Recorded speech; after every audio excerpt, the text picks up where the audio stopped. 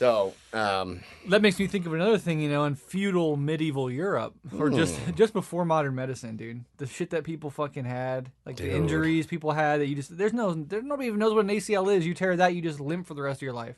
I had hernia surgery like 2 months ago, 9 weeks ago, and like you just have a hernia for the rest of your life, and you hope it doesn't get strangulated. And when it does, you die. Oh, and like the shit like they had, like the morphine they had, and basically the like crazy hourglass syringe thing or whatever, and laudanum and stuff. That is nothing compared to what we have. Even like modern Vicodin, and they're like, well, they're just drinking whiskey and stuff. Yeah, drinking whiskey when they're holding you down to saw your arm off, dude. That wasn't even that long ago. I was just about to say Civil War shit. Oh God! And it was like in the early. World War I, World War II shit. There's some medicines at that point, but still. It is amazing. Sometimes if you look at the juxtaposition between huge advancements they had from like quite a while, like germ theory and stuff they were doing with microscopes, and then also we're gonna hold you down, saw your arm off. Absolutely. Like it's weird. Like it's almost like how there could be such enlightened thinkers, but then also like didn't save slaves at school.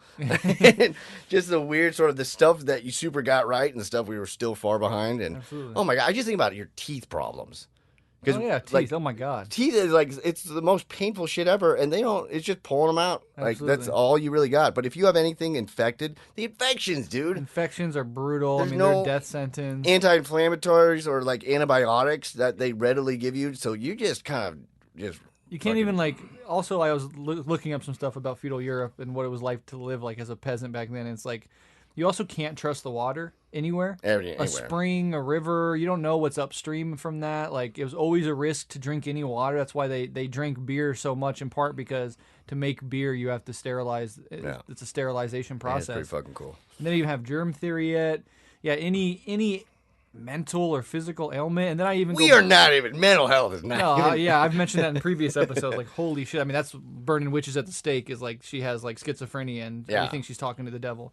But I even go back to like ancient like Greek and Rome and like for millennia, just those huge battles, just dudes running at each other across the field and stabbing each other. Oh, dude. And then like there's dudes that survived that just like took a spear through the fucking shoulder and got, one of their eyes gouged out, and then they just go home and hope it heals.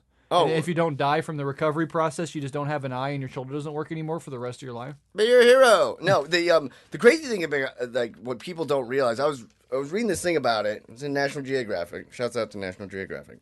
That's right, guys. Dave reads. Just in general. But no, they were talking about how, you see the, like in the Bravehearts and the war movies and all that, feudal type war movies where they are swinging swords and stuff.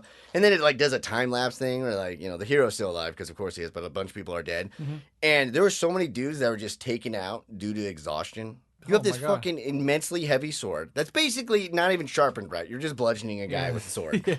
And you're holding up a shield, and you are like 5'2" and weigh like 110 pounds. And if you have armor on you, you're like carrying fucking 40, 50, 60 pounds of armor. Right. If you have that. In the best shape of your life, how long you think, even with the adrenaline, even with everything, how long you think you could fight like that? Shit. I'm giving me 20 minutes. Tops. No joke, Tops. 20 minutes.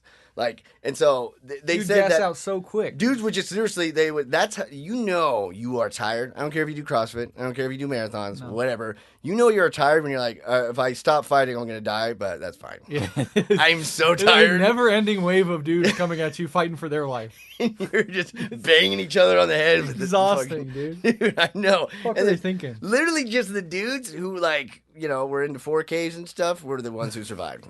Just if you had a little bit, it was like playing basketball out there. I can't fathom how anybody survived. Or would want to survive. The nutritional makeup just to create a foundation of health where you could last and have good cardio and good mobility and shit. Like, what the fuck? I mean, I know that they were from a different time and they were hardened by their lives, and like in Sparta and shit, they trained you to fight, and soldiers did have training, hand-to-hand combat, but still, dude, it's just unfathomable that people for millennia did that. Oh, yeah. And the thing is that going that far back, those people are still alien to me because they're so far back. Like, that's just a different type of human. Mm-hmm. It's barely even human. The crazy stuff that really, like, makes me, like, whoa, is the not so far away people. Just like like... It's funny, I've actually, because I remember I talked on this before, I didn't read a lot of, like, older poetry, and I've actually been starting to do that, and I try to imagine what their life is like really embody it as they're writing this shit. Like, to be happy or to feel joy, like those joyful poems that can come off super corny, is kind of amazing because, man, no joke, I read about stuff like that, and I'm just like, I'd kill myself then, I'd kill myself then, I'd kill myself then. Like, no, it speaks to, it's a testament to savages, dude. that aspect of our nature, which can love and can laugh and can find, good things in the darkness, and the darkness gets darker and darker the further you go back into the past. But then I think about people in the future. Let's say people 1,000 years in the future, 10,000 years in the future, if humans are still around, looking back and thinking that we live barbarous lives. Oh yeah, like they had mental illness. Like we solved that, and we solved all forms of mental illness in 2267. And imagine living at the beginning of the 21st century. It'd be kind of cool because the internet's coming, but you still had like mental health problems, and people still like died of cancer and shit.